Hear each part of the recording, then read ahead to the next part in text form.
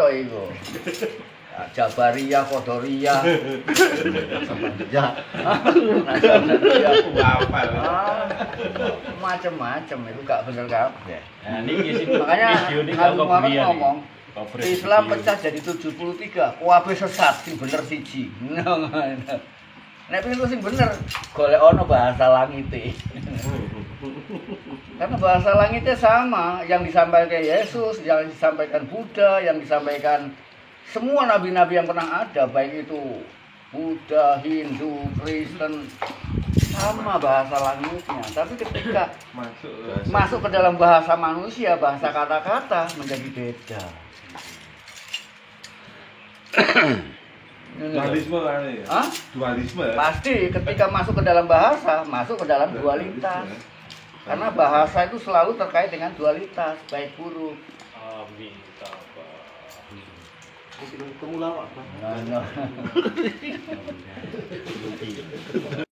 Jadi kata-kata langit itu artinya kenyataan. Tapi seringkali diartikan oleh orang Islam samawi. Samawi. Seringkali kan diartikan agama Islam itu agama samawi, Kristen samawi. Hindu, Buddha bukan agama samawi. Keliru, kabeh agama itu samawi. Yang dimaksud samawi itu, yang dimaksud langit itu apa? Langit kene, nang ndake langit. Nang ngisor bumi ana langit. Maksud langit itu kan kenyataan. Kenyataan yang sebenarnya. Sing awam wong niku.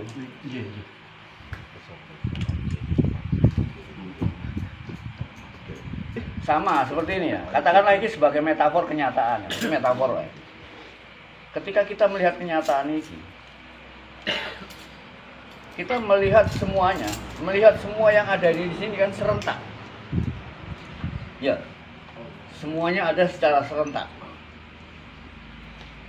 Sampean hadir di hadapan saya itu bersama-sama. Tapi manakala kita ingin membahasakan ke dalam bahasa kata, kan harus ada urut. Ini sih tak urut ini. Oh, aku tak cerita toko kene.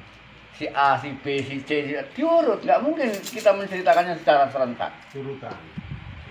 Di sana ada sistematika, ada kronologis, ada urutan. Kalau ngurut itu kok kono seolah-olah ini nomor 1. Nek aku ngurut kok kono nomor 1. Mungkin ya. Hah?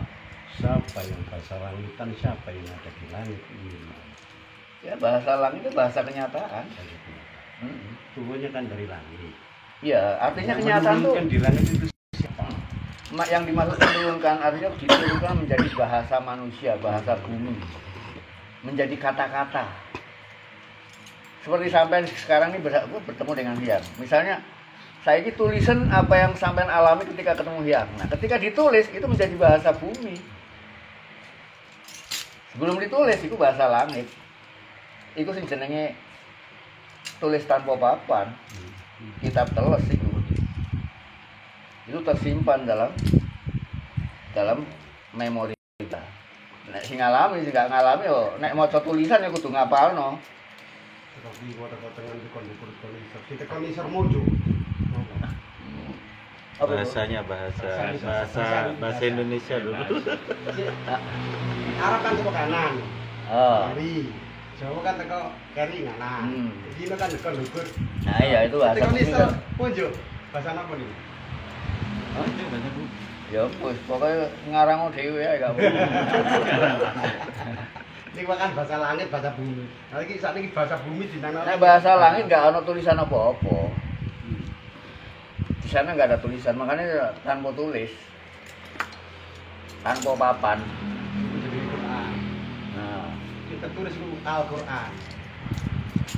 Alkitab. sing tertulis itu ya mushaf. Iya. Wong dulu tuh hanya hafalan, nggak pernah ditulis, baru ditulis di zaman Utsman. Satu kitab itu kok. Alkitab.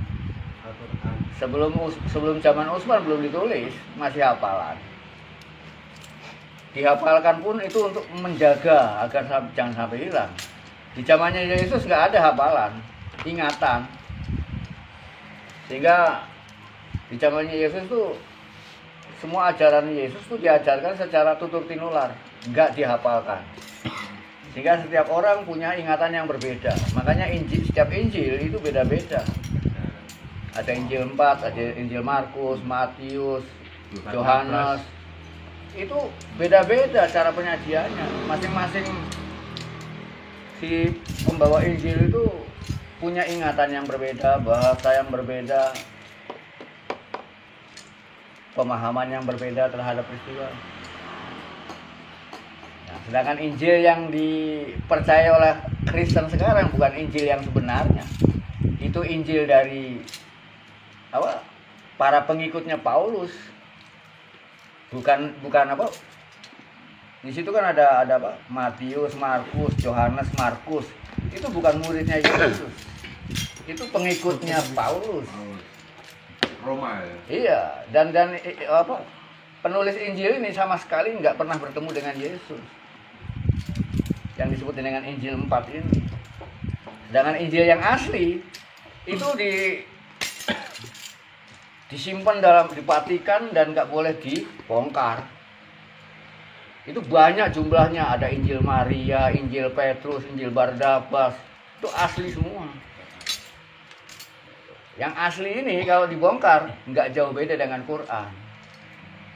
Makanya disembunyikan agar kalau nggak disembunyikan nanti takut kalau orang Kristen melok Islam kabeh kok goro-goro Injil itu. Gitu. Wapal Pak. Injil Barnabas. Nah, yang kebetulan kebongkar tuh Barnabas. Padahal masih banyak. Kitab-kitab Kejadian. Iya. Ada perjanjian baru apa itu yang ya? Ya, perjanjian baru ya yang ditulis oleh pengikutnya Paulus itu yang kebetulan namanya sama seperti muridnya Yesus, tapi sebetulnya sama sekali bukan muridnya Yesus. Bahkan tidak pernah bertemu sama sekali dengan Yesus. Jangan gelap berkaca di Itu. ladang Iya. Roh Kudus. Arek Kanaan. Arek Kanaan.